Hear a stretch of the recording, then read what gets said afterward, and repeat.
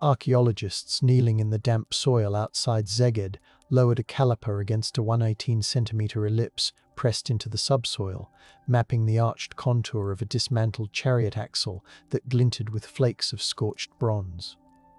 The scent of wet clay and horsetail grass clung to their gloves as they compared the curvature to descriptions from Priscus, the diplomat who swore Attila's war car was plated with hammered gold.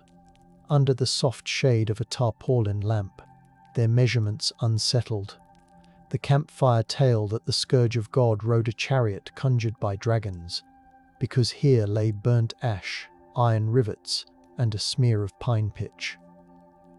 The myth had promised a tomb guarded by rivers diverted at sword point, yet the levelled earth whispered of craftsmen practicing balance and weighted drag.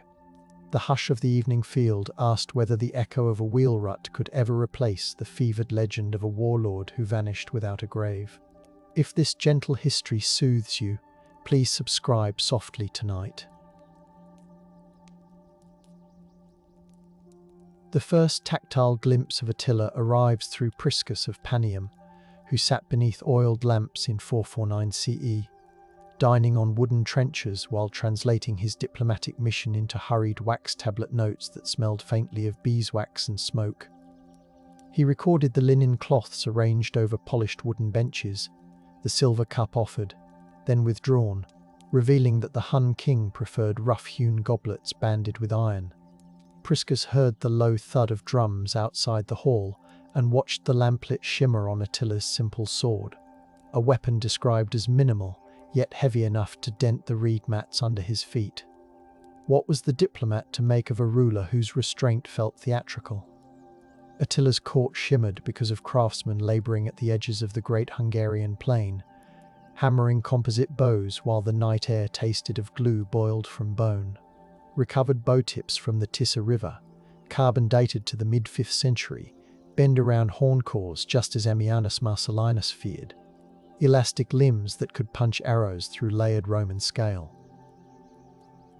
Blacksmiths quenched narrow blades in troughs that hissed, shaping small sea axes used to slit tasseled belts, an intimacy of leather and steel absent from Roman catalogues.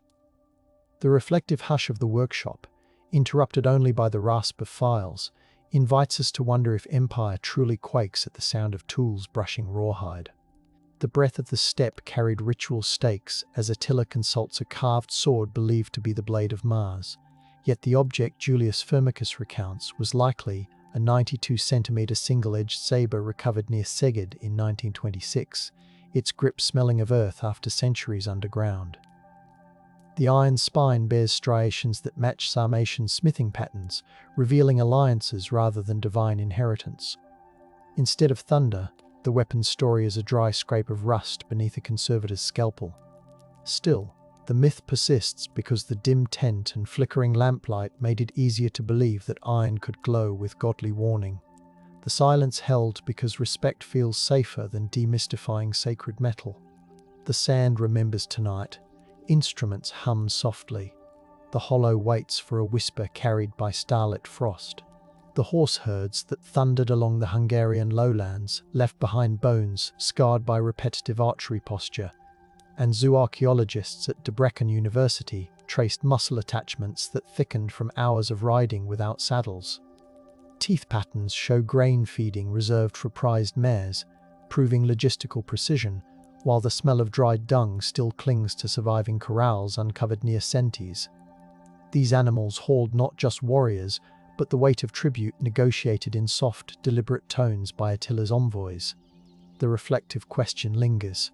Was the empire threatened more by the hooves' vibration or by the negotiation tents perfumed with steppe milk? We slip to the western Roman frontier, where Bishop Leo met Attila near the Po River in 452, under a slate sky that tasted of rain and fear. Later mosaics show the Pope in shimmering gold, yet the only reliable note is Prosper of Aquitaine's chronicle, written in ink that soaked into vellum like a heartbeat. His lines mention hunger ravaging the Hun camp more than swordplay, a detail that rustles like damp linen. Stillness settled because famine speaks more softly than war trumpets. Could the real deterrent have been the smell of sickness wafting from stalled wagons rather than angelic apparitions? In Ravenna's archives, scribes copied treaties onto purple-dyed parchment that smelled faintly of shellfish dye, details proving that Attila demanded pounds of gold measured with scales calibrated against Roman standards. A bronze counterweight preserved in Milan weighs precisely 3 Roman pounds, its surface smoothed by countless fingers, and it witnessed the negotiation of £700 annual payments. Such tangible math undermines later legends that Attila wanted only destruction. Still, the reflective hum says numbers can reverberate like bells. Is the dread of tribute simply the arithmetic of submission? The quiet after the Catalaunian Plains battle in 451 tasted of churned dirt and Mithridate liniment, as Roman and Visigothic field surgeons bound wounds beneath oil lamps sputtering in night rain. Jourdains later called the clash a salvation for Europe. Yet the battlefield archaeology around Chalon-sur-Marne has yielded more horsetack than human remains, suggesting dispersal rather than apocalyptic slaughter. A lone iron spur recovered in 1994, etched with simple cross-hatching, proves cavalry skirmishes but not decisive victory. Silence lingered because fog swallowed the cries, leaving chroniclers to fill the void with triumphant hymns. The reed beds murmur, dew cool on the tongue, anticipation suspended between breaths. Crossing eastward, we follow the courier Orestes, who negotiated prisoner exchanges while the smell of ink and tallow candles filled the carved wooden cabin of an administrative wagon. A single letter preserved in Vienna, though copied later, details weight allowances for grain sacks measured in modii, instructing quartermasters to verify moisture by rubbing kernels between their wrists. Evidence of this bureaucracy contradicts the idea of an unstoppable horde. Still, the reflection suggests that paperwork can be as frightening as arrows when it maps the reach of a ruler. Attila's diplomacy with the Eastern Roman court emerges through the Margus Treaty of 435, whose surviving fragment, written on papyrus that crackles like dry leaves, specifies the return of fugitives within 30 days. The parchment, held in the library of the Patriarchate under dry cedar scents, reveals an administrative mind counting days and border stones. Yet the reflective murmur wonders why later storytellers preferred to recall rivers turned to torrents of blood instead of the methodical tapping of styluses on tablets. When the Huns overran Nisus, historians describe flames licking marble, yet the archaeological layer from the late 430s shows collapsed roofs baked red by intense heat alongside grain storage jars still half full, smelling faintly of scorched wheat even today. A coin hoard unearthed near the Forum contains solidi minted in Constantinople, their edges smooth from circulation, proving the city's wealth persisted after the raid. The reflection surfaces gently, perhaps resilience grows in the taste of grit between teeth, not in heroic verses. The night wind hushes, barley dust drifts, breath waits in the rafters. In the remote sanctuary on the Alfold Plain, diviners listened for omens by running their hands over horse skulls hung from linden branches, a ritual recorded by the chronicler Sirmiensis, in a text now only preserved in a 12th century copy that smells of aged parchment and resin. The skulls bore cut marks aligning with sacrificial practices observed among sedentary Sarmatians, suggesting cultural exchange. Suppression followed. Byzantine writers later omitted these ceremonies to paint the Huns as ungodly. Yet the reflective question lingers: what wisdom was silenced when rituals sounded more like dialogue than menace? A layer of ash in Aquileia carries traces of cedar resin, hinting that refugees burned stored timbers to deny shelter to the invaders, an accident of resistance that let soot settle like fine powder on bronze hinges. Ammianus describes walls melting under Hun assault, but chemical analysis of mortar reveals collapse caused by weakened joints, not mystical fire. The reflective tone wonders why the image of supernatural flame hypnotizes more than the truth of crumbling engineering. Silence rises because humiliation prefers shadows to daylight. Jumping to the 6th century, Cassiodorus, writing from Ravenna, compiled the Getica, blending Hun tales into Gothic lineage while the smell of sea salt invaded his scriptorium. He merged fragmentary reports into a lineage myth, proving that memory can be forged like metal. The act of compilation muffled individual voices because politics required a grand narrative. Does the smooth vellum cool under the fingertips hold more sway than the voices lost in the redaction? The lamps flicker, wax drips, time sways in the draft. In the 8th century, a monk at Saint-Denis copied the frightening phrase flagellum Dei, while a storm rattled the abbey shutters, the damp scent of stone mixing with candle soot. He inserted Attila into Christian eschatology, turning the warlord into divine chastisement, effectively suppressing the nuance of diplomacy that earlier sources preserved. The reflective whisper admits that awe can be a cage. Once sanctified fear crystallizes, who dares to erase it? The cloister sighs, echoing with distant footsteps like waves on stone. The 12th century Nibelungenlied reimagines Attila as Etzel, hosting feasts where wine splashes and torches twist smoky patterns across timbered halls. This poetic retelling thickened the legend with tactile excess, gold-threaded tapestries emitting faint scents of lanolin, benches polished by countless hands. Yet the poem's drama served courtly entertainment, not archival fidelity. Why did the singer's harp drown the quieter rustle of ledgers and treaties? Silence held because performance dazzled, and memory surrendered to applause. Frost clings to the strings, breath curls in verse, the hall glows in embers. Renaissance cartographers, mapping the Danube, annotated sections as Old Camp of Attila, while ink bled slightly on vellum that smelled of gallnuts. Their compass scratches etched ovals reminiscent of the 118-centimetre chariot trench, unknowingly echoing the measured artifact. Humanist scholars attempted to reconcile new findings with classical myths, proving the persistence of the motif. Still, political censorship in Buda under Matthias Corvinus suppressed accounts that questioned national heroic narratives, preferring Attila as ancestor rather than nuanced conqueror. The reflection drifts. Is cartography a confession or a dream? When the Ottoman chronicler Tursun Beg described the Huns in the 15th century, he sat beneath a silk awning where incense perfumed the air, drawing parallels between nomadic glory and Ottoman expansion. His ink strokes extended the legend eastward, suggesting continuity of imperial destiny. Yet his narrative downplayed Attila's fragile logistics, allowing silence to veil the hunger and mud recorded by earlier eyewitnesses. The reflective murmur asks if admiration can unintentionally erase the smell of sweat-soaked felt tents that once defined survival. 17th century Jesuit missionary Antonio Posavino travelled through Transylvania, noting villagers who still pointed to earthen mounds called Attila's graves, their fingers roughened by soil. He documented a ritual of leaving breadcrumbs on the mound's crest, a reverent silence born of awe rather than fear. His diary, preserved in Rome under the scent of aging leather bindings, gives tactile detail that contrasts with the roaring myth. Could reverence be as heavy a veil as suppression? The orchard breeze carries damp moss, twilight hums with insects, words settle gently.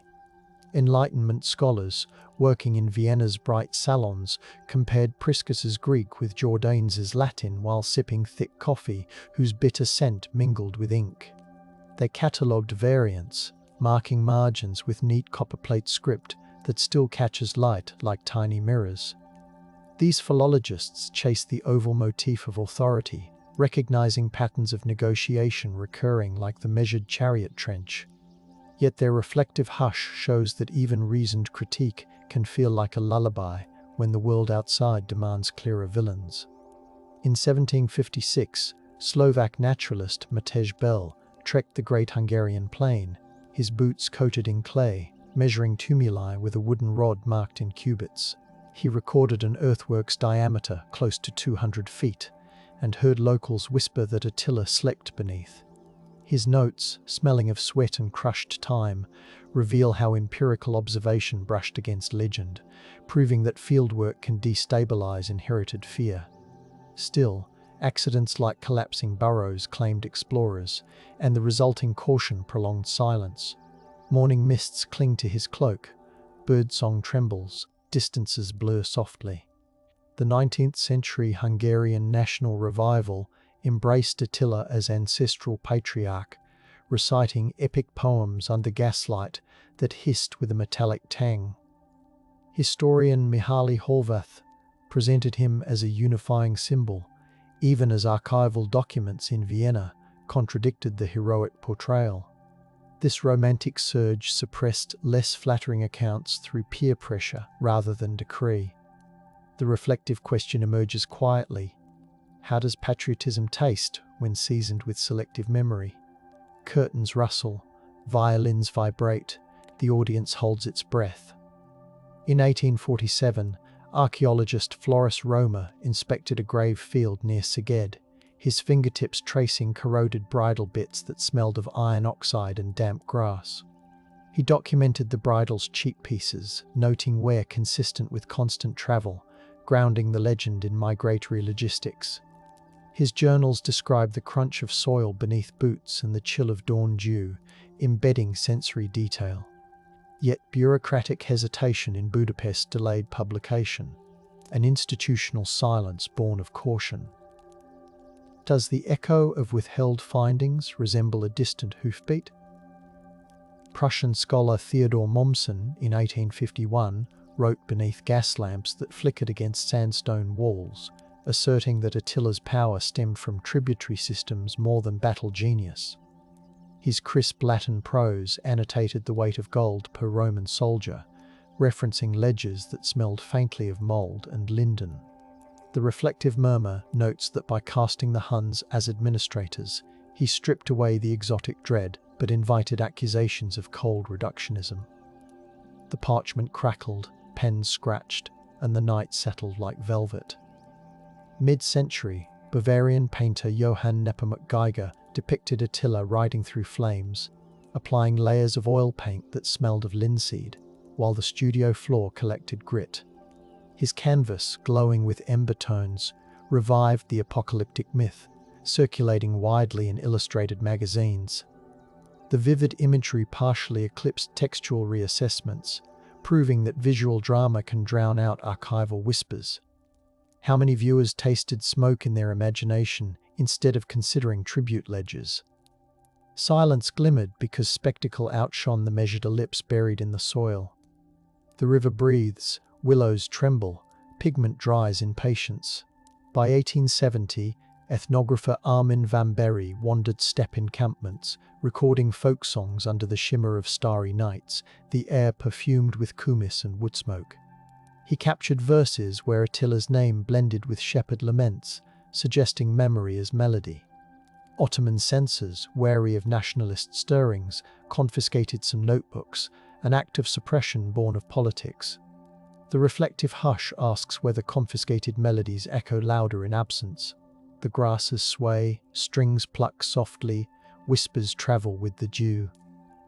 Austro-Hungarian census officials in 1900 compiled data in offices smelling of sealing wax, listing villages named after Attila across the plain, proving how legend anchored identity. They tabulated population percentages while outside. Typewriters clacked like distant hooves. Statistical reports seem bloodless, yet they reveal the extent of cultural adoption. Still, accidents, like a flood destroying county archives in Szeged erased primary documents, an unintentional silence that complicates the narrative. Can data hum like a lullaby? Columns shimmer, ink dries, the page cools under fingertips. In 1902, French archaeologist A. Salomon excavated at Kouros River, unearthing composite bow fragments preserved in peat that smelled of tannins and bog water. He measured sinew lengths, noting elasticity matching Scythian designs, proving cross-cultural transmission. His reflective notes suggest that the true power lay in trade networks rather than raw ferocity.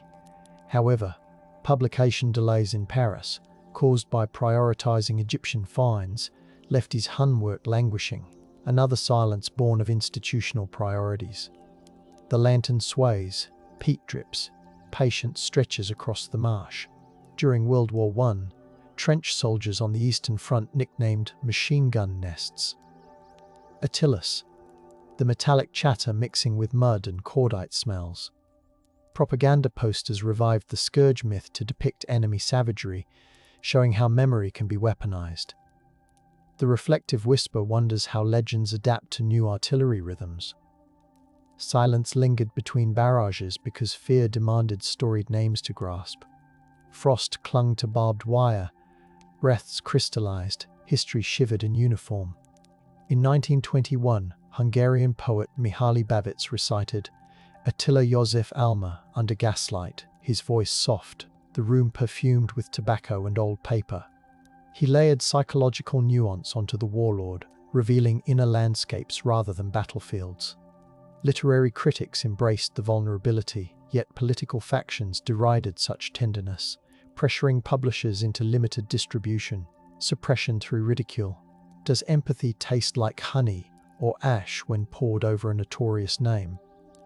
The piano lid vibrates, smoke curls, words settle like dust motes.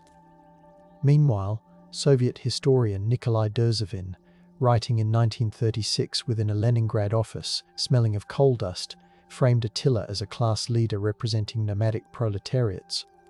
He cited archaeological evidence from Ukrainian dig sites, detailing half patterns and grain residue proving semi-settled life. His reflective tone insisted that material conditions shaped conquest more than charisma. Party editors trimmed passages that hinted at transnational identities, a political silence tightening like winter frost.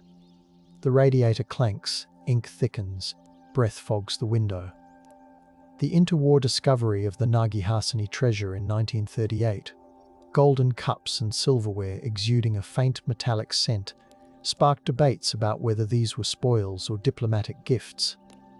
Museums in Budapest polished them under soft electric light, revealing wear patterns indicating daily use rather than ceremonial display. Reflectively, the cups suggest a network of hospitality rather than mere plunder. Still, wartime evacuations hid the hoard in damp cellars, protective secrecy born from reverence and fear of theft. The corridor whispers, crates creak, shadows guard the gleam. World War II saw Nazi propagandists claim Attila as Proto-Aryan, printing pamphlets on rough paper that smelled of cheap pulp. They ignored the ethno-linguistic mosaic proved by grave goods and cranial metrics. Hungarian scholars who protested faced professional exile, silence enforced by threat. The reflective question surfaces: can truth breathe under jackboots? The night train rattles, rain taps on metal roofs, parcels of confiscated notes lie cold in crates. The embers fade, yet the earth remembers. After the war, in 1947, Hungarian archaeologist Gyula Laszlo catalogued graves at Kecskemét, recording the stratigraphy with pencils that squeaked over damp graph paper, the air heavy with clay and sweat. He noted bronze belt fittings etched with geometric motifs, linking them to Hellenic craftsmen.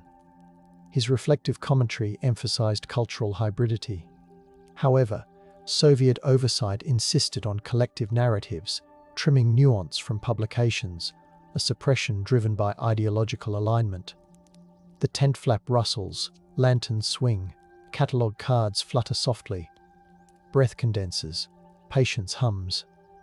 In 1953, Romanian historian Nicolae Stoicscu translated Priscus while listening to folk fiddles in Bucharest cafes, the aroma of plum brandy thick. He highlighted the diplomat's admiration for Hun discipline, challenging Western demonization. Still, state censors, wary of glorifying conquerors amid nation building, appended disclaimers. Reflection wonders whether admiration muttered under cafe lamps carries enough force to reshape sleeping myths. The violin sighs, glasses clink. The manuscript grows warm under his palm. The 1960s witnessed the Hungarian Academy of Sciences hosting symposia in marble halls, smelling of polish and chalk, where researchers displayed slides of the 118-centimetre chariot trench, aligning it with the original measurement first noted by Roma. They discussed soil compaction curves, proving repeated use rather than ceremonial burial. Yet the public preferred heroic murals at tourism fairs, illustrating suppression by distraction.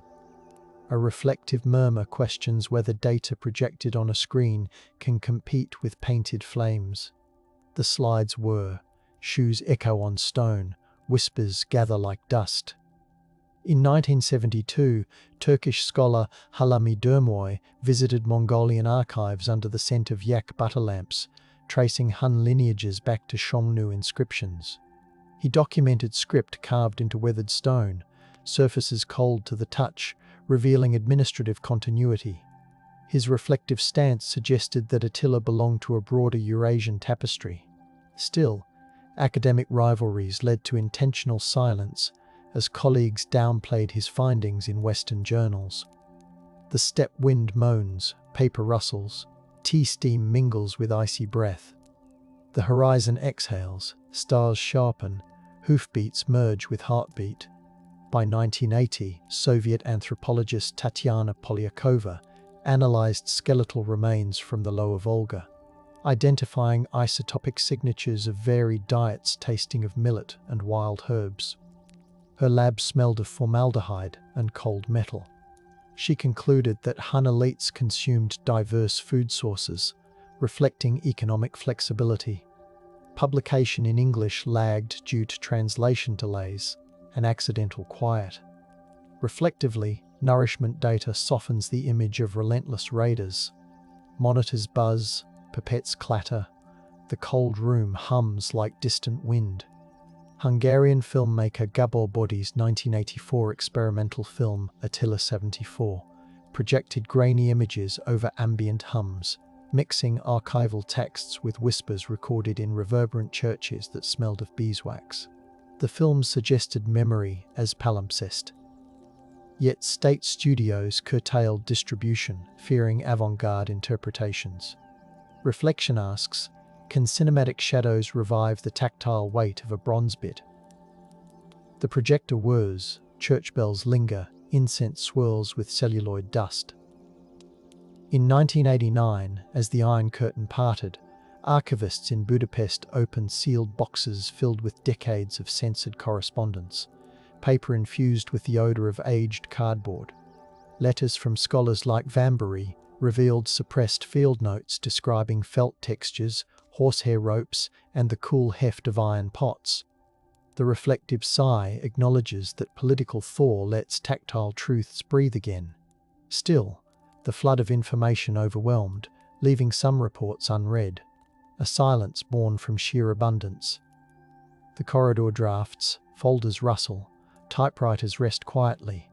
The 1990s brought environmental archaeologists who sampled pollen from the Great Plain, extracting cores that smelled of peat and distant storms. They discovered layers indicating cyclical droughts aligning with Hun migrations, proving environmental pressures shaped campaigns. Reflectively, climate becomes a soft metronome ticking beneath legend. Yet media coverage, chasing dramatic tales, largely ignored the subtle data. Why does the scent of peat fail to entice headlines? The lab freezer hums, cores thaw slowly, earth aromas rise in patient curls. In 1996, DNA analysis of remains at Sisongrad revealed mixed maternal lineages, the sterile tang of ethanol filling the lab. Geneticists found markers linking to Sarmatian, Germanic, and East Asian populations, proving ethnic fluidity. Reflectively, identity dissolves into shared breath. Still, nationalist groups dismiss the results, promoting purist myths, suppression via denial. The centrifuge spins, monitors blink, gloves snap against wrists. The night outside holds frost, stars watch silently. Entering the 21st century, a Hungarian-Romanian joint dig at Pigeria Negra uncovered iron cauldrons with soot layers smelling of charred garlic and venison, evidence of communal feasts. Radiocarbon dating placed them in Attila's era. The reflective whisper sees hospitality as power, warmth binding followers more than fear, yet an accident, a trench collapse. halted excavation, an imposed pause echoing earlier lost chances. Rain pattered on tarps. Medics murmured. The site slept in enforced calm. The soil cools, breath slows, patience weaves with drizzle. In 2005, digital humanities scholars scanned Priscus's manuscripts under blue light that smelled faintly of warmed plastic, revealing erased lines describing Attila's laughter ringing against wood rafters. The restoration proved scribes had scraped away humanizing details centuries earlier. Reflectively, laughter reshapes the scourge into a man with mirth. However, journal paywalls kept the findings behind economic barriers, a modern suppression via access. The servers hum, keyboards tap, pixels bloom like quiet constellations. By 2008, sensory historians recreated Hun textiles, spinning wool that felt oily, dyeing it with madder whose aroma resembled damp tea. They wore replica cloaks in wind tunnels to understand how fabric snapped and whispered. The reflective result showed fashion as a language of authority. Funding cuts ended the project abruptly, silence born of austerity. The loom creaks, threads tighten, hands remember even when budgets forget. Night gathers, lamps dim, craft lingers in fingertips. In 2012, underwater archaeologists probing the Tisar River used sonar that emitted gentle pings, water tasting metallic on their lips. They mapped timbers aligned in an arc matching the 118-centimeter measurement magnified into larger dimensions, suggesting ceremonial barges. Reflectively, perhaps Attila's burial myth arose from funeral boats rather than diverted rivers. Still, floods that year buried equipment in silt, an accidental hush. The current swirls, bubbles rise, sonar pulses echo like distant drums. A 2014 exhibit in Budapest's Hungarian National Museum displayed Attila-inspired artifacts under diffuse lighting, the room smelling faintly of cedar and bronze polish. Curators juxtaposed the chariot axle casting with medieval manuscripts, inviting visitors to feel the tension between measure and myth. Reflectively, the curation suggested harmony between tactile truth and narrative allure. Yet some attendees sought only battle reenactment footage, skimming past subtlety. A silence through inattentiveness. Footsteps soften on carpet. Audio guides murmur. Glass cases gleam softly. In 2016, drone surveys over the Alfold captured burial mounds at sunrise. The air crisp, rotors slicing the stillness. Thermal imaging detected subsoil anomalies shaped like crescents, resonating with the elliptical motif from the first excavation. Reflectively, technology becomes a new lamplight. However, privacy regulations restricted data release, a silence rooted in legal caution. The drone lands with a faint whir, grass rustles, the sky blushes with early light. The 2017 excavation near Szeged revisited the chariot ellipse, this time under LED worklights emitting a cool hum, the soil moist. Conservators lifted bronze bosses sticky with ancient resin, their gloves picking up earthy aromas. They compared notes with 1850s diaries, revealing continuity of measurement. Reflectively, the oval becomes a compass pointing through centuries. Still, local folklore insisted the trench was a dragon's footprint, reverent silence guarding tradition. Cicadas buzzed, trucks idled softly, the pit shone like a muted mirror.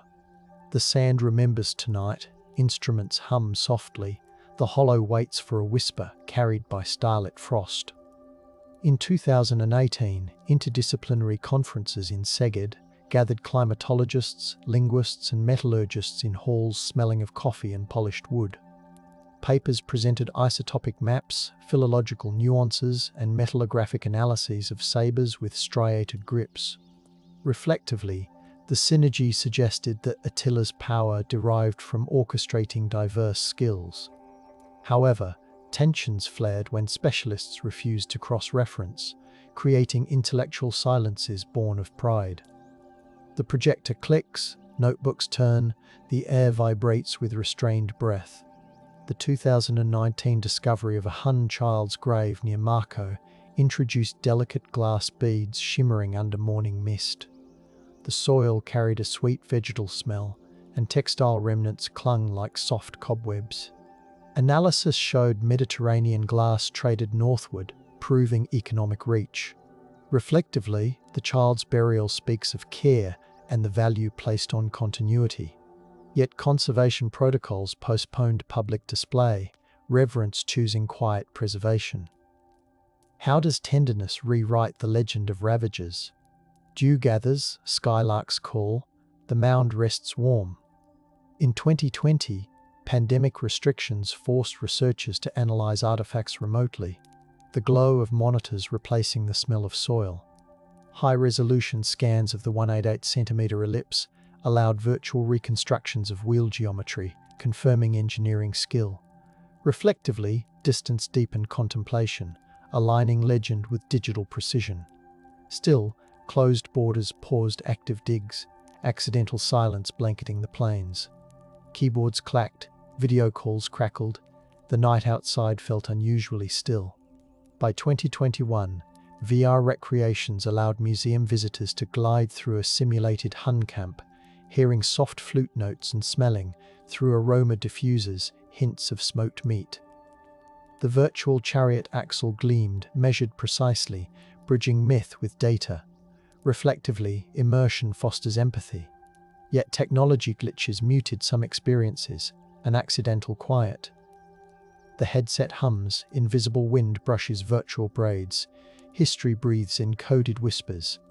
In 2022, a collaborative publication translated Priscus anew, capturing his cadence in lyrical Hungarian while preserving Greek precision. The studio where translators worked smelled of fresh paper and green tea. They debated whether his description of Attila's eyes implied weariness or vigilance. Reflectively, language becomes a chariot wheel rolling through time. Still, some footnotes referencing modern politics were excised by cautious editors, suppression through editorial prudence. Pens drift, pages flip, voices soften into dusk. The 2023 drought exposed riverbanks revealing wooden stakes aligned with the chariot measurement, their surfaces rough, smelling of sun-baked algae. Dendrochronology dated them to Attila's decade, suggesting mooring posts. Reflectively, waterlines traced logistical expertise. Local authorities, fearing looting, covered the site with tarps, silence enforced to protect. The air tastes of dust. Dragonflies hover, tarps snap gently. The hush is protective, like a hand shielding candle flame. Now, in the present whisper, we revisit Seged's field, lanterns casting warm circles on the 118-centimetre imprint. The soil feels cool against fingertips, the night carrying the scent of rain and distant acacia. Every measurement, every ledger, every song threads into a tapestry, where Attila stands not as an unknowable scourge, but as a leader whose power flowed through logistics, rituals, and the delicate management of awe. The legend persists, yet within its glow we sense the grit of wood grain and hear the creak of wheels. Still we wonder whether the missing tomb is an accident of river currents, an intentional secret born of reverence, or simply a story that finds strength in remaining unresolved.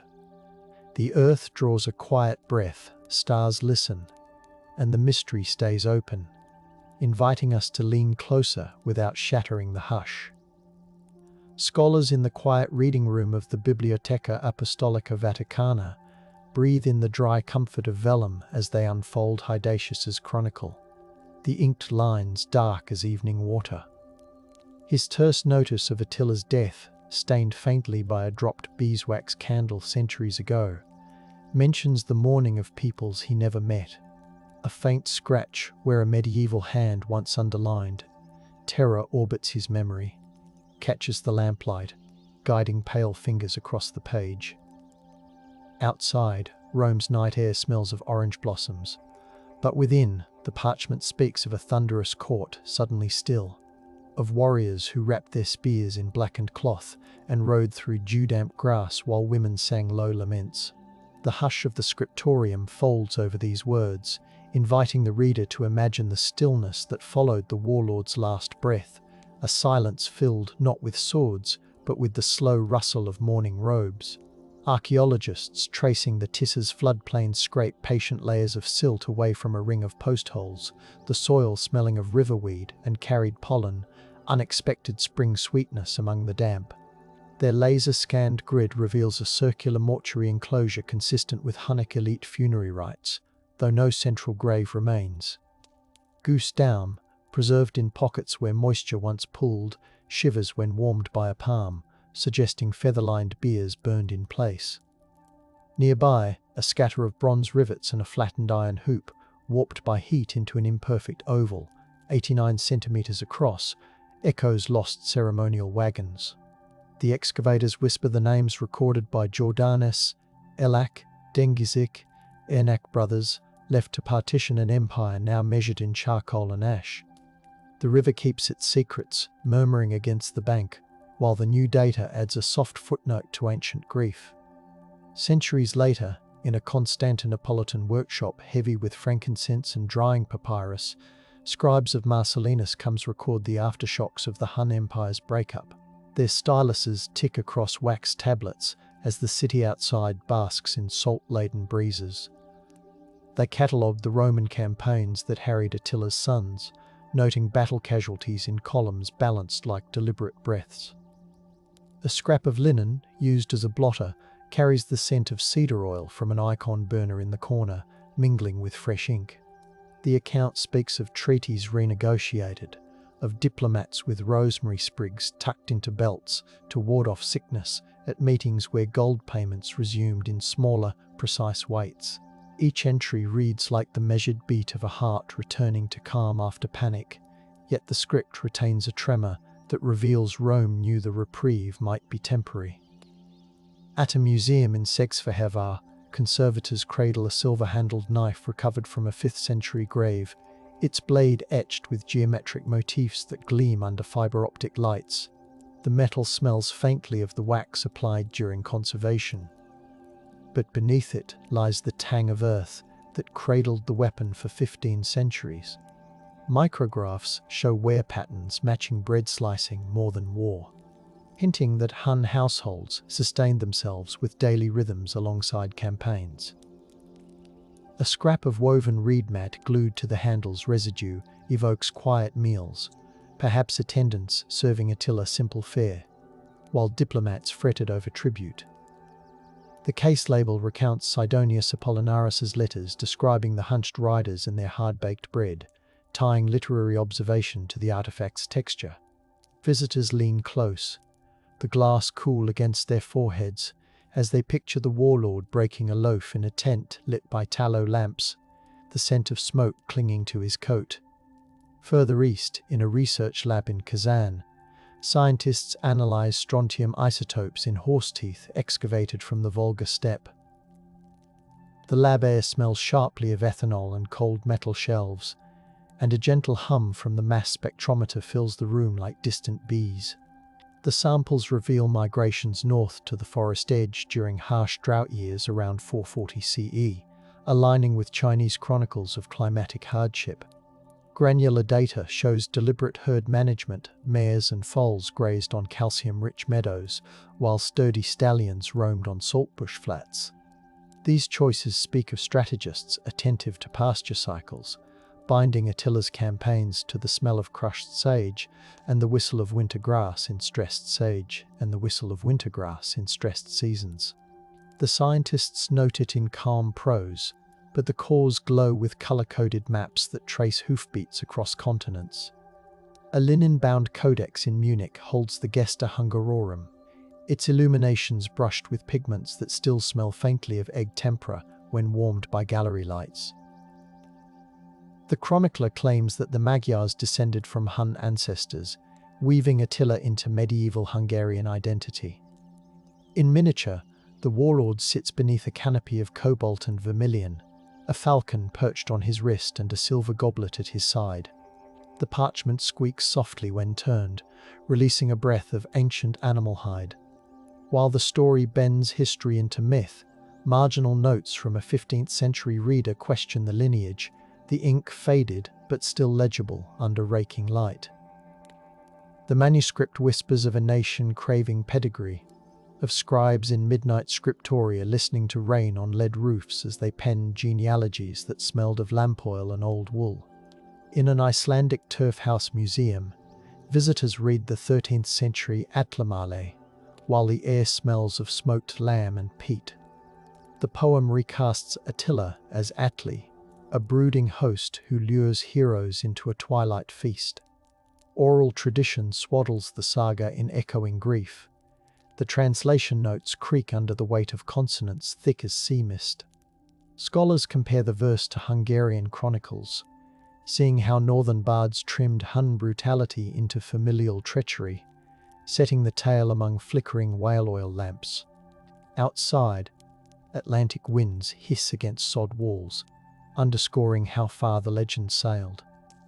The gentle narrative voice invites listeners to rest their heads on woolen pillows and trace the path of a name that drifted from the Danube to cold fjords. At the Vienna Court Library, the Chronicon Pictum's gilded folios depict Attila meeting the Romans, their robes painted in layers that catch gallery light.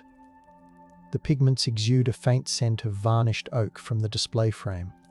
A tiny detail, a musician plucking a rebec behind the warlord, suggests a soundtrack lost to written accounts, perhaps a melody in a minor mode that lulled emissaries into conversation. The caption recounts how the chronicle, composed in 1358, balanced pride with caution, reminding viewers of betrayal and resilience. Students sketch the scene in graphite, their erasers leaving a soft smokiness in the air. The art murmurs of how memory paints the past with earnest colour, while archival balances hum quietly beneath. 17th century Jesuit reports stored in Krakow carry the smell of leather satchels and dried lavender tucked between pages to deter insects. One missionary describes visiting Sekali villages where winter fires crackled softly beneath cauldrons of cabbage soup. Elders spoke of Attila's Road, an earthen ridge leading to pasture, and the missionary's quill pauses mid-sentence to note the way children ran their fingers along weathered stones. He recognizes the mixture of fear and affection in their voices, documenting it with the patience of a listener who knows the evening bell will soon call him to compline. The manuscript records a hymn whispered before sleep, asking the scourge to watch over flocks rather than punish towns. The prayer blurs lines between dread and guardianship, the parchment warm from decades of handling. During the reign of Louis XIV, French genealogists in Parisian salons perfumed with rosewater argued that certain noble families descended from Attila through Merovingian queens. The parchment family trees ripple with powdered wig dust, and each inkstroke forms curls like violin bows. As they sipped chocolate thick as velvet, they debated the plausibility, referencing Sidonius, Gregory of Tours, and Lombard tales. The genealogists' voices softened toward midnight, matching the hush of lute strings, and they agreed to frame Attila as a distant ancestor who could lend glory, still safely remote. Their manuscripts, now browned and brittle, smell faintly of sweet-baked almond paste from long-faded patisserie treats, revealing that heroic ancestry was once consumed with dessert.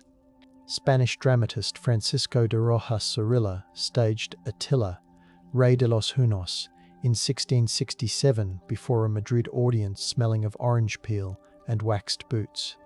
Stage directions in surviving scripts describe torches, smoking, drums muffled by leather to create a heartbeat on stage. The actor portraying Attila wore fox fur that shed under the heat, surrounding the stage with a wild scent that mingled with incense. The drama softened the conqueror into a conflicted soul, torn between love and duty. A prop inventory lists brass goblets, timber benches, and felt tents hung with embroidered eagles, evoking a dreamlike step under palace chandeliers. The script whispers to today's reader through the brittle paper, the words still warm with the applause that wrapped the first performance. In 18th century London, antiquarian John Horsley examined Roman inscriptions weathered by Northumbrian rain. tracing grooves with fingers that smelled of peat smoke from his hearth. He noted references to barbarian incursions, believed to recall Dacia's collapse under Attila, though centuries separated fact from inference. His sketches, made on rag paper speckled with flecks of linen, capture the texture of sandstone slabs. Horsley's footnotes compare the inscriptions to Priscus's testimony, weaving a tapestry where the chill of Hadrian's wall tangles with sun-baked Pannonian plains. The final page carries a faint bruise where a press flower once lay, perhaps a reminder that even the wake of conquest leaves space for quiet reflection. 19th century composer Franz Liszt. The air around his Weimar studio, thick with candle wax and coffee, drafted an unfinished symphonic poem titled Attila's Dream. Sketches show strings murmuring in minor thirds, while French horns hold long, velvety notes like wind over grass. Liszt scribbled in pencil, a graphite sheen smudging under the pink pads of his fingers. He jotted references to Priscus's descriptions of wooden cups and to the rumble of hoofbeats, intending to translate them into orchestral textures. The piece remained a fragment, yet listening to the recorded reconstruction today, echoes of hammered dulcimer and muted trumpets shimmer like moonlight on the Tissa. The music, gently surging, feels like a lullaby built from distant thunder. In Budapest's Hungarian National Archives, archivists open the Gesta Honorum et Hungarorum, Simon of Caesar's 13th century chronicle, releasing a scent of dust, ink, and the faint ghost of wormwood inserted as repellent. Simon writes that Attila's tent flaps were stitched with motifs borrowed from Parthian banners, linking east and west in threads and knots. Marginal doodles show knights with braided hair. A later hand added playful ink dots like a starry sky around the king's head. Scholars trace the genealogies that connect medieval Hungarian clans to Attila's imagined sons, understanding that the story served to knit communities during uncertain reigns. The hush of the archive is thick, broken only by the soft slide of cotton-gloved fingers turning pages. Ethnographers in the 1890s recorded Sekli lullabies that mention Attila's horses drinking from moonlit wells. Wax cylinder phonographs captured voices humming in kitchens fragrant with plum jam and wood smoke. One recording preserves the rustle of skirts and creak of a cradle, the melody winding around the words Ne aluje, hunyogo, silage, urging a sleepy child to dream of the scourge guarding the door against wolves. Transcriptions in pencil faintly smear after decades, but the rhythm remains. Listening through modern headphones, the hiss of the cylinder becomes a gentle rain behind a song that reimagines a conqueror as a sentinel, a whispered promise to little ears. Early 20th century anthropologist Aurel Stein hiked along the Silk Road, his satchel smelling of camphor to repel insects, tracing references to the Xiongnu in Chinese annals. He paused at Dunhuang's Mogao caves, where paintings of armored riders with narrow eyes and high cheekbones gallop through swirling clouds of mineral pigment. The scholar's diary notes the cool touch of clay walls and the faint scent of bat guano mixed with incense. He speculated that the Xiongnu's legacy filtered westward, contributing to Hunnic military traditions. His pencil sketches show composite bows like those excavated in the Carpathian Basin, bridging desert night winds with Hungarian dawn mists. The desert's hush wraps the notes, aligning east-west with gentle insistence. During the First World War, Hungarian nurses stationed near the Carpathians wrote letters home mentioning soldiers who whispered Attila's name when artillery shells fell, believing the ancient rider would shield them. The hospital tents smelled of iodine, wet wool, and snow tracked in on boots. One nurse, Ilona, described holding a feverish hand while reciting lines from Janos Arany's poem, Rige, a Sadazazava's role, where Attila appears as ancestral father. She pressed lavender sprigs into the page, the scent preserved between folds of paper. Her words reveal how myth became a blanket, tucked around the wounded to keep nightmares at bay. Bombardments paused, and in the stillness, the past breathed alongside the present. In Prague's interwar cafes, surrealist painters daubed canvases that blurred Attila's profile with locomotives and smokestacks. The air smelled of coffee grinds and turpentine. One canvas, now in a private collection, shows the warlord's silhouette dissolving into riveted steel, suggesting modern industry as a new horde. Thin washes of grey drip like rain on coal piles, as shards of red recall torchlight. Critics gathered to watch the artist tilt the canvas, letting pigment flow under gravity, a modern echo of diverted rivers revealing restless histories. The gentle conversation pulled around metaphors, Attila as industrial revolution, as social upheaval. The painting rests in quiet now, varnish mellowing. Still the comparison hums softly like machinery in evening fog. In Soviet-era Hungary, schoolchildren listened to radio dramas dramatizing the Battle of the Utis River, the static-filled broadcasts smelling of hot valves and dust-heated Bakelite. Actors spoke with careful enunciation, their voices softened by reverb to evoke wide plains. Foley artists shook leather straps, clacked wooden blocks to mimic hoofbeats, and let a kettle whistle softly to suggest wind rising across grass. The script emphasized collective strength, portraying Attila's council as a proto-socialist assembly debating harvest distribution. Between scenes, narrators described archaeologists cataloguing grain silos and iron weigh scales, grounding ideology in artifact. The broadcast faded with a lullaby motif on flute and cymbalom, merging propaganda with bedtime storytelling. Meanwhile, in a Bucharest editorial office smelling of newsprint and lead type, magazines in the 1960s featured essays about the Huns' role in Romanian history. Scholars debated whether Attila's incursions had seeded the legend of Istrian warriors, linking to local folklore of luminous horsemen galloping along the Danube.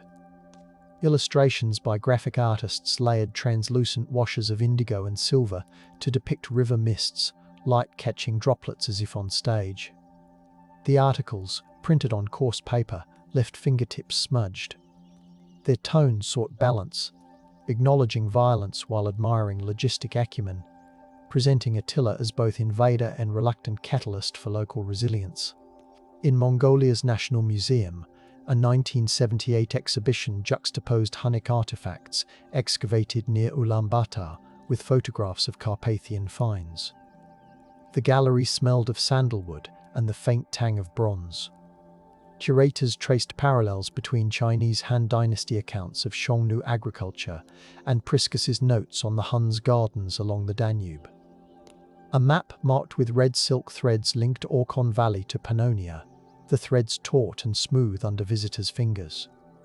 The display offered delicate horsehair brushes for guests to imitate calligraphic scripts, encouraging them to feel the sweeping strokes that once recorded steppe diplomacy. The hall's quiet thickened with contemplation, guests moving in stockinged feet across polished floors. When the Berlin Wall fell, archaeologist Erika Heller returned to a site near the Elbe, where she had once excavated under East German supervision. The meadow smelled of damp pine needles and thawing soil. She discovered storage crates of artifacts left catalogued but unpublished, iron stirrups, bone gaming pieces, and a tin amulet box with traces of beeswax. The box, when warmed in her hands, released a faint honey scent, making her imagine a rider carrying a charm carved with protective runes in a language now lost. Heller's field notebook, bound in cracked brown leather, captured the sun's warmth on her shoulders as she remeasured pits carved into sandy loam. The data, combined with reopened archives, allowed a new narrative where Attila's followers lingered on German plains, bartering, mending harnesses, telling tales beside cooking fires. Contemporary linguists in Debrecen compare Hun loanwords preserved in Hungarian, Chuvash, and Yakut languages. Their conference room smells of printer toner, strong tea, and freshly sharpened pencils. Slides project phonetic diagrams, each curve representing a syllable shaped over centuries. They trace words for felt, for horse milk, for iron rivet, hearing echoes of Priscus's Greek transliterations. A visiting scholar demonstrates how the word satra, meaning tent, morphs across dialects, her voice lilting. The assembled audience listens, notebooks open, forming constellations of cognates. Outside, rain taps windows, a steady rhythm urging patience. Language becomes a soft harness binding cultures, coaxing understanding through whispered etymology. In a laboratory at the University of Cambridge, proteomic analysis of Hun cauldrons extracts residue of mare's milk, millet, and wild garlic. The lab smells of distilled water and plastic pipette tips. Scientists grind samples into powder finer than flour, then watch as chromatograms bloom like meadow grasses, each peak a flavor note. The results show communal feasts, mixing steppe staples with Roman imports like wine, an aromatic mingling of sour, sweet, and tannic. A researcher closes her eyes and imagines steam rising from a night cookfire, smoke threading through the camp while Attila's council holds quiet debate. The data prints on glossy paper, the ink still damp when fingers touch it, confirming that even the scourge shared meals fragrant with hospitality. Modern reenactors in Slovakia set up Hun camps for summer festivals, their tents smelling of tanned leather, pine smoke, and freshly oiled bows. They grind millet between stone querns, the rhythm soft as lullaby drums, and simmer soup thick with nettles. Under moonlight, they perform rituals reconstructed from archaeological hints. Small bronze mirrors reflect flames while women sprinkle kumis onto the ground, inviting ancestral spirits. Visitors slip their hands along horsehair reins, surprised by the silky coarseness. A storyteller unfolds Priscus's visit with gentle cadence, letting the audience rest on felt rugs while a cradleboard sways from the main tent pole. The reenactment becomes a breathing classroom, bridging centuries with the scent of sage bundled in offering. Meanwhile, digital archivists in Toronto create a layered map linking Attila's campaigns to Roman postal routes, overlaying data with soft gradients of ochre and teal. The lab is cool, smelling of ozone from servers and the subtle sweetness of recycled paper. Each click reveals a new corridor, timber roads smelling of resin, river barges creaking under loads of tribute grain, mountain passes echoing with yak bells. The map pulses gently, animation showing supply trains moving like slow constellations. Users can toggle sensory descriptors, causing pop-up notes to mention the tartness of fermented mare's milk or the grit of wind-borne dust at Aquileia's walls. The digital interface glows in the dark, inviting late-night explorers to glide through history like a quiet river. In 2015, cardiologist Laszlo Mackay donated his grandfather's journal to the Debrecen City Archives. The leather cover smells of pipe smoke and tallow. Inside, the elder Mackay recounts wandering the plains in 1910, sleeping beside barrows locals swore held Hun kings. He describes the taste of spring water drawn from wells lined with timber blackened by age, and the sight of dragonflies hovering over boggy flats. He records old men recalling a family tale, Attila commanding each clan to carve symbols into wood, hung on posts to mark grazing rights. The journal's pages crackle softly, delivering a blend of folklore and field observation that feels like a lullaby hummed by time itself. Japanese historian Nakamura Yuki sits in Kyoto's National Diet Library, the tatami mat smelling faintly of straw as she compares the Kojiki's tales of conquerors to Hunnic stories. She notices subtle coincidences, a king who laughs softly in council, a prince who rides a piebald horse into sunrise. Her research notes, written with a fountain pen that glides across cream paper, capture the whisper of silk sleeves in Nara, period palaces, and the rustle of felt in Hun camps. She suggests that shared values of mobility and ritualized hospitality link these distant narratives. As she bows over her work, the low murmur of the library blends with temple bells far away, reminding us that history's lullabies cross oceans. In a Paris perfumery lab, olfactory historian Carole Vasseur attempts to reconstruct the scent of Attila's court. The air is rich with resin, honey, and crushed herbs. She blends birch tar for the smell of saddles, oaked wine for Roman tribute, juniper smoke to evoke cleansing rituals, and a hint of animal musk from ethically sourced sources. The resulting accord is smoky yet warm, surprising testers with a sweetness that lingers like burnt sugar. Each bottle bears a label reading Pannonian Twilight, the liquid amber gleaming under soft lights. Customers inhale and imagine a night sky wide as eternity, a fire's glow on bronze fittings, the gentle murmur of strategists planning beneath starlight. Students in the city of Szeged spend a twilight field trip along the banks of the Tisza, where reeds rustle and the river smells of algae and silt. Their guide, a historian wrapped in a wool scarf, reads aloud from a new translation of Priscus while they sit on blankets. She encourages them to close their eyes and feel the damp air, to imagine the prickle of felt cuffs against skin, the weight of beadwork on a chieftain's cloak. They pass around a replica of a Hun belt buckle, the metal cool and heavy. Fireflies drift like falling sparks, and the students whisper questions about myth, evidence, and how to hold both gently. The river answers with steady breathing. DNA laboratories in Stockholm sequence the remains of a 5th century Hun woman found near the Kurus River, the room chilled and smelling of ethanol, nitrile gloves, and static-free plastic. They extract ancient DNA from petrous bone, the powder resembling chalk.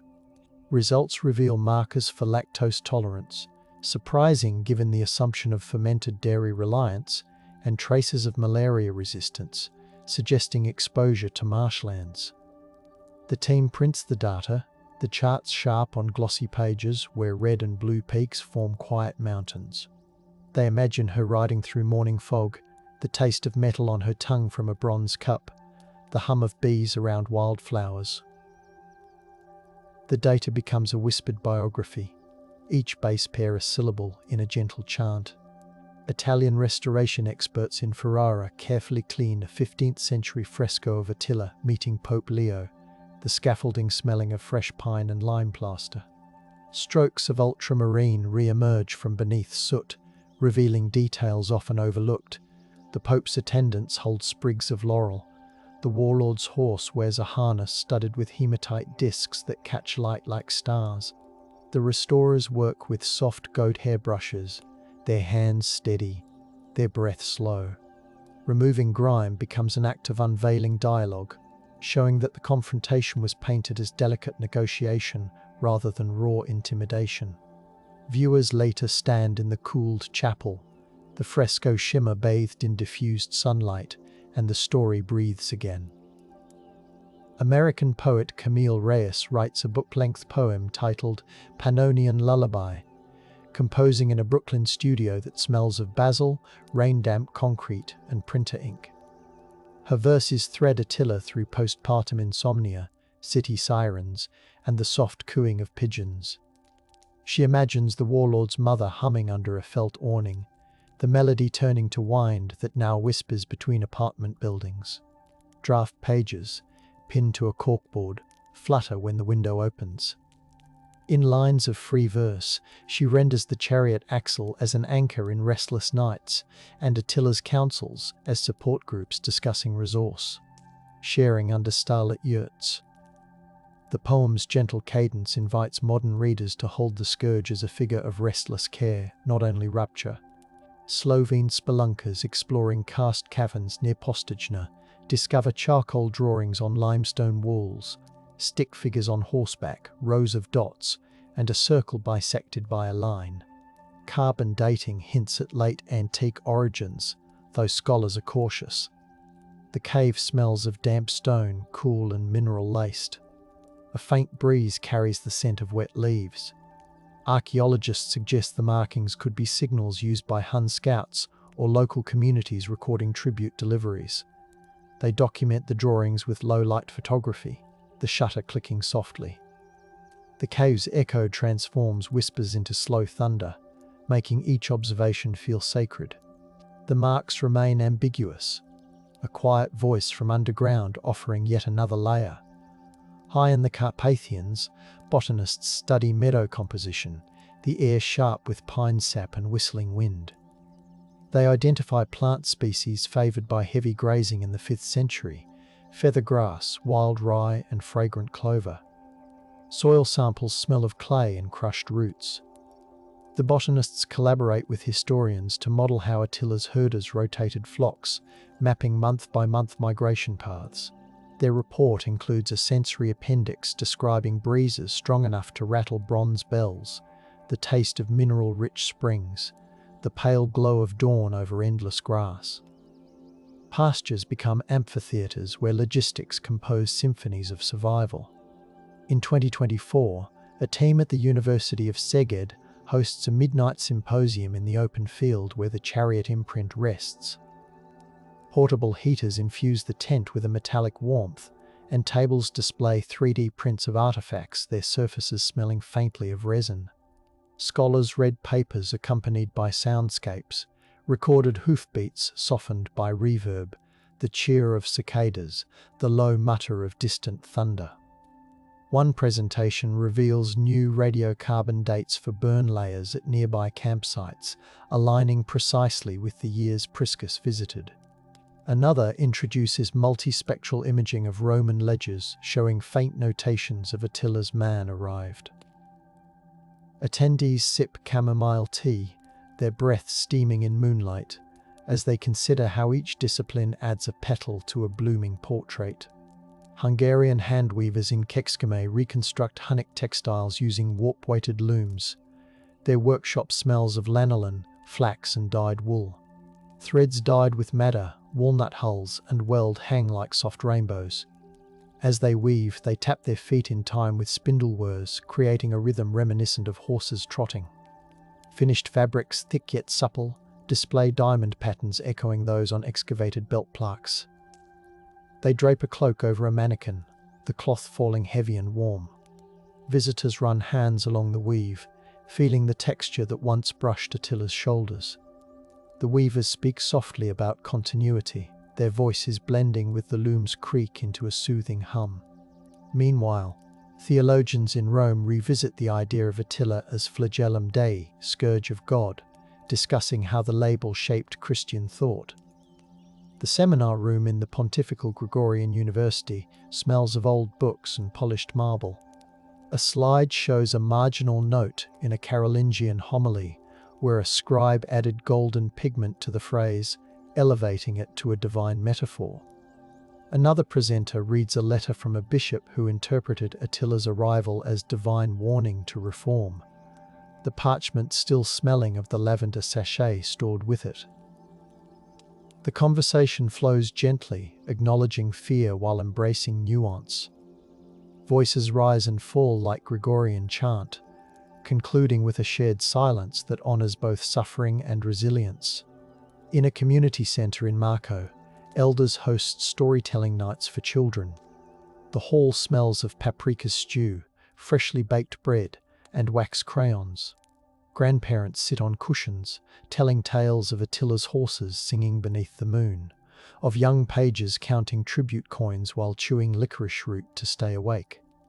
A volunteer strums a kobza, its nylon strings replaced by gut to capture old timbres. Children draw what they hear: shimmering tents, copper bells, wheat bending under wind. The drawings adorn the walls, each crayon line a new lens on memory. Parents watch, arms around each other, as the story settles like a soft blanket over the evening. Archaeometallurgists in Krakow melt down tiny surplus fragments from Hun arrowheads to analyze alloy composition. The foundry smells of hot iron, graphite crucibles, and charred wood. Sparks float like fireflies as the metal liquefies, glowing orange. The results show deliberate mixtures. Iron tempered with traces of nickel and manganese, indicating knowledge of ore sources from beyond the Carpathians. The scientists note how such metallurgy required seasoned craftspeople, their hands calloused, their ears tuned to the hissing of quenching baths. The report, printed on rag paper, rustles as pages turn, stating in gentle academic language that the Hun war machine depended as much on artisanal intimacy as on ferocity. Australian historian Marika Sipos curates an online archive of Attila-themed postage stamps. The collection features designs from Mongolia, Hungary, Romania, and even Cuba, each smelling faintly of gum arabic when moistened. High-resolution scans show variations. Attila clad in scarlet, in emerald, on horseback, standing before a map. Sipos writes commentary describing the tactile pleasure of lifting a stamp with tweezers, the soft whisper as it leaves an album page. She connects each issue to political contexts: the 1956 Hungarian uprising, the 1969 Mongolian cultural renaissance. Her posts feel like letters from a friend, encouraging readers to linger over color gradients and the gentle sheen of printed legend. At the Smithsonian, a temporary exhibit pairs Attila's story with Native American perspectives on horse cultures. A Lakota elder describes how the first horses smelled of sage and sweat as they thundered over new grass. Beside displays of Hun artifacts, there are parfleche bags painted in earthy hues. Visitors breathe in cedar from the gallery's smudge bowl, linking steppe traditions with plains rituals. Interpretive panels note convergences, mobile societies, respect for animal partners, negotiations mediated under open skies. The exhibit's quiet tone invites contemplation, aligning global narratives with considerate reverence. In the Hungarian town of Oprestaza, nightfall reveals laser projections across a reconstructed earthwork circle. The air smells of dew-wet grass and nearby campfires. The show overlays Priscus's words, medieval chronicles, and modern findings in shimmering light, while speakers emit low drones reminiscent of wind. As the narration speaks of the missing tomb, the circle glows amber, then fades to blue, leaving stars overhead as the final illumination. Attendees hold blankets around their shoulders, their faces silvered by moonlight. The projection concludes with a hush, encouraging everyone to listen to the night crickets, distant dogs, a soft breeze moving through poplars, suggesting that the story continues in sound. Serbian potters in Novi Sad craft replicas of Hun cauldrons, their studio smelling of wet clay and kiln heat. They mold vessels with flared lips, pressing comb patterns into the surface. When the kiln door opens, steam drifts out scented of clay and ash.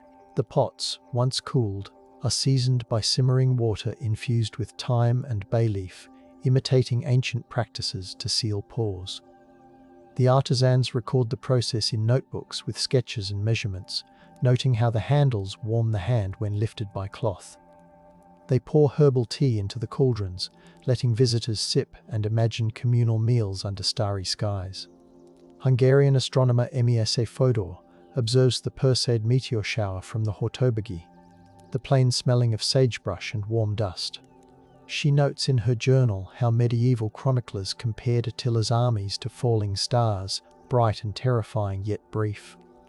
Through her telescope, meteors streak silver-green, silent flares in the dark. She whispers to her students about the comets recorded in Chinese annals during Attila's campaigns, considering whether celestial omens influence decisions. The group lies on blankets, feeling the cool earth and hearing night insects. Meteors fade, leaving faint trails like the memory of hoofbeats across the sky. In Rome's Palazzo Venezia, a quiet corner houses a bronze statue of Attila commissioned by Mussolini but veiled after the war. Conservators unveil it for study, the bronze smelling of wax polish. The warlord stands stern, his cloak sweeping like a wave.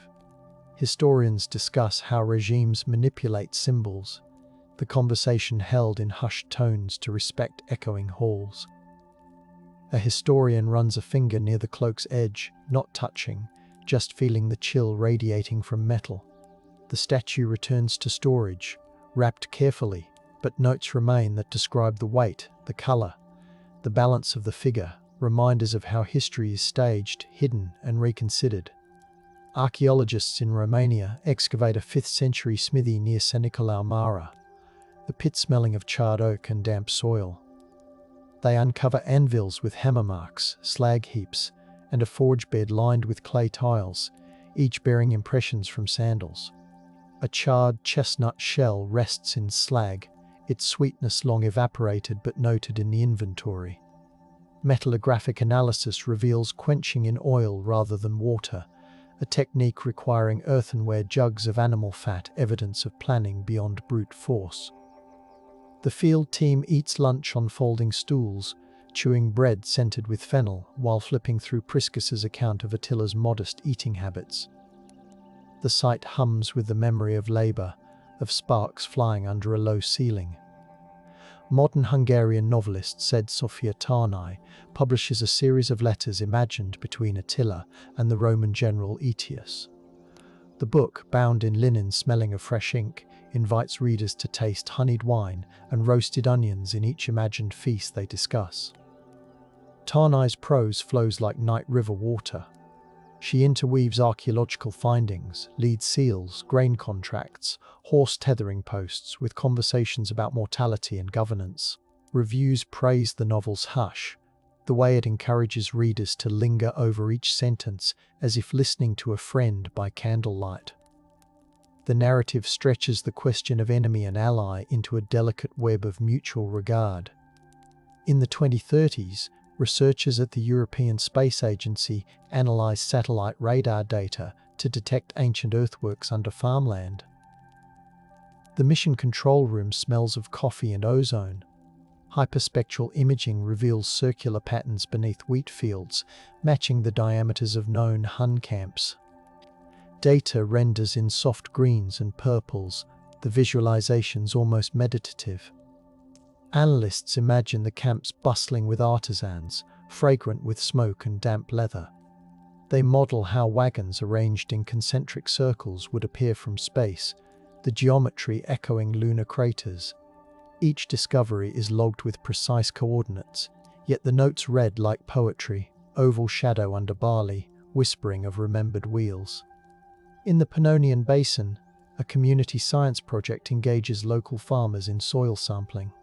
Buckets of earth smell of humus, iron, and sun. Participants document unusual layers, charcoal flecks, compacted clay, phosphate concentrations likely from animal pens.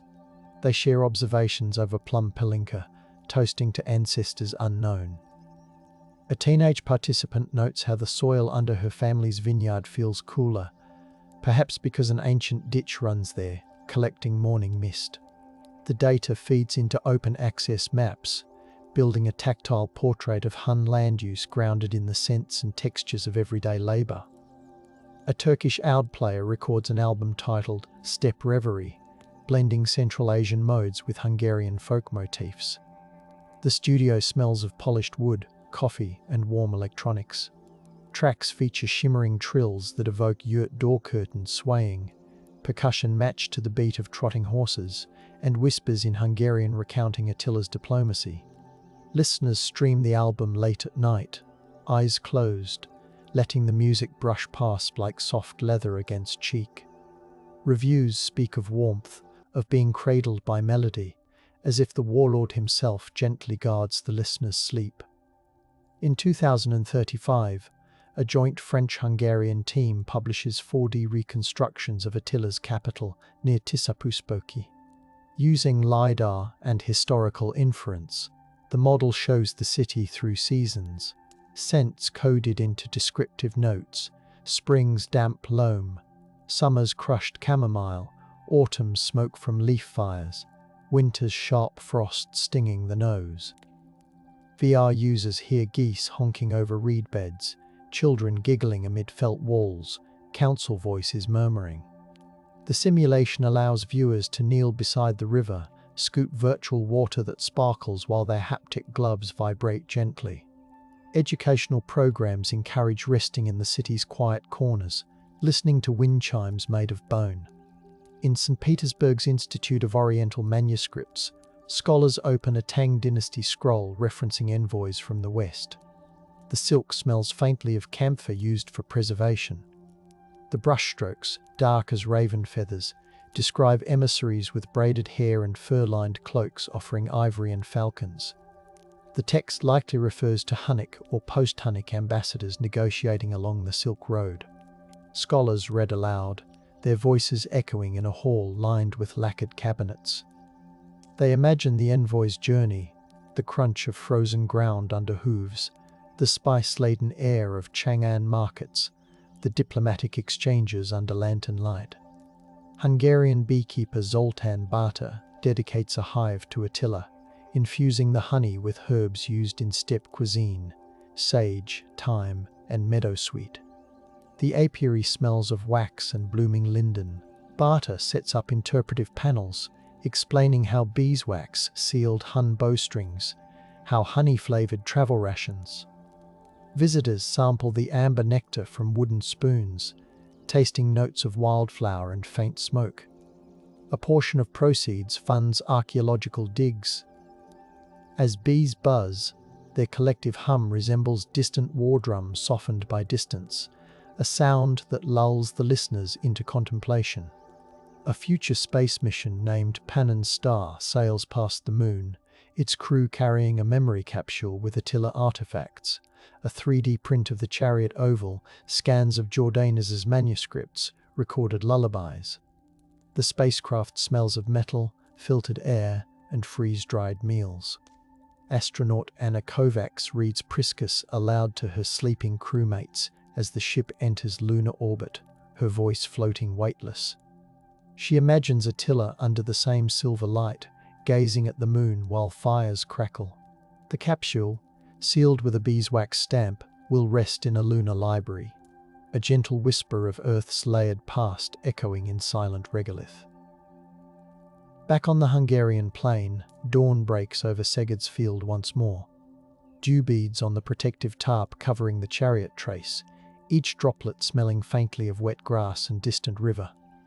Researchers pack away instruments, their gloves smelling of latex and peat. They leave a small offering, a sprig of rosemary and a few millet grains. Beside the imprint, a nod to hospitality and memory. The sun warms the soil, releasing a scent of minerals and thyme. Birds lift into sky, their wings whispering. The field settles, holding its oval secret, while the world around it continues to dream of Attila the Hun, the scourge of God whose near destruction of Europe now unfolds as a gentle story of logistics, diplomacy, and the deft balance of awe that